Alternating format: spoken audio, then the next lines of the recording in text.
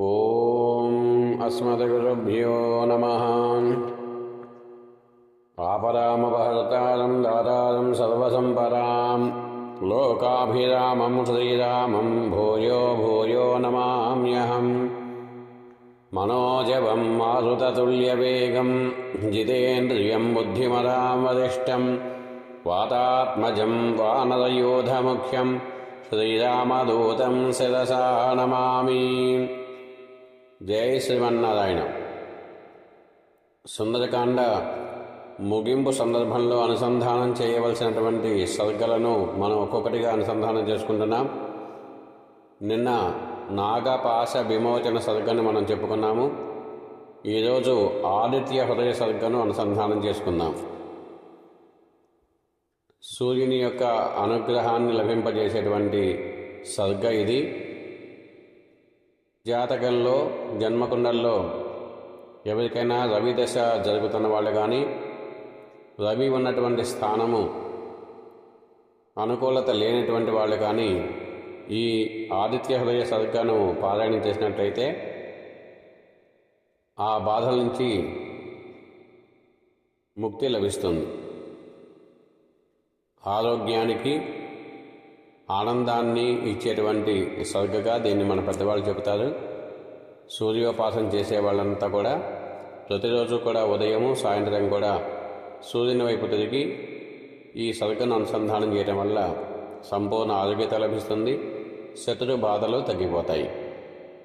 కనుక ఈ సర్గను శ్రద్ధతో అనుసంధానం చేద్దాం. జై శ్రీమన్నారాయణ.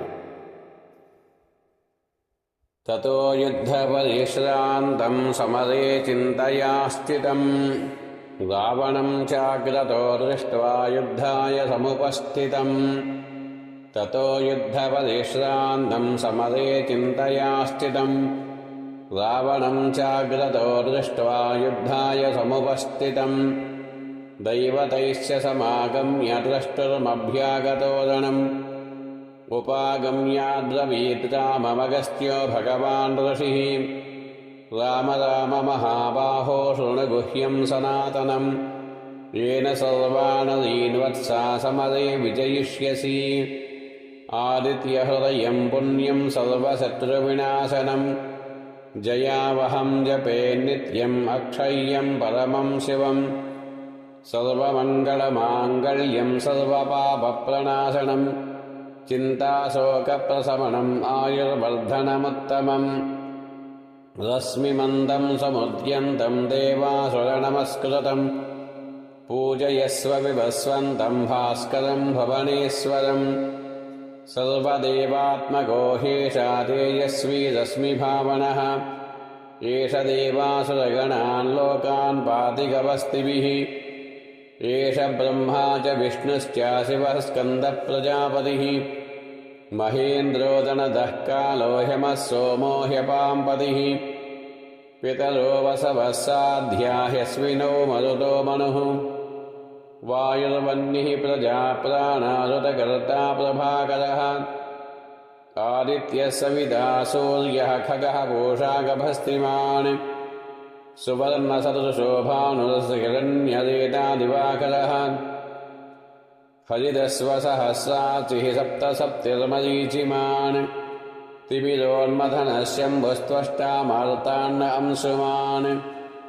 हिरण्यगर्भस्तिशिरास्तपनो भास्करो रविः. अग्निगर्भोदिते पुत्रः शङ्खशिशिरनाशनः. व्योमनाथस्तमोभेदी ऋग्यजः सामपालकः. घनवृष्टिरपा मित्रो विन्ध्यवीधिप्लवङ्गमः. आतपी मण्डली मृत्युः पिङ्गलः सर्वतापनः. रविर्विश्वो महातेजा रक्तः सर्वभवोद्भवः. नक्षत्रग्रहताराणामधिपो विश्वभावनः. तेजसामपि तेजस्वी द्वादशात्मन्नमोऽस्तु ते. नमः पूर्वाय गिरये पश्चिमे गिरये नमः. ज्योतिर्गणानां पतये दिनाधिपतये नमः. जयाय जयभद्राय हर्यस्वाय नमो नमः. नमो नमः सहस्रांशो आदित्याय नमो नमः. नमो उग्राय वीराय सारंगाय नमो नमः। नमः पद्मप्रबोधाय मार्ताण्डाय नमो नमः ब्रह्मेशानाच्युतेशाय सूर्यायादित्यवर्चसे भास्वते सर्वभक्षाय रौद्राय वपुषे नमः तमोघ्नाय हिमघ्नाय शत्रुघ्नायामितात्मने कृतघ्नघ्नाय देवाय ज्योतिषां पतये नमः तप्तजामीकलाभाय वह्नये विश्वकर्मणे नमस्तमोऽभिनिघ्नाय रुचये लोकसाक्षिणे नाशयत्येष वैभूतं तदेव सृजति प्रभुः पायत्येष तपत्येष वर्धत्येष गवस्तिभिः एष सुप्तेषु जागर्ते भूतेषु परिनिष्ठितः एष चैवाग्निहोत्रं च फलं चैवाग्निहोत्रिणाम् वेदाश्च कृतवश्चैव क्रतूणां फलमेव च यानि कृत्यानि लोकेषु सर्व एष रविप्रभुः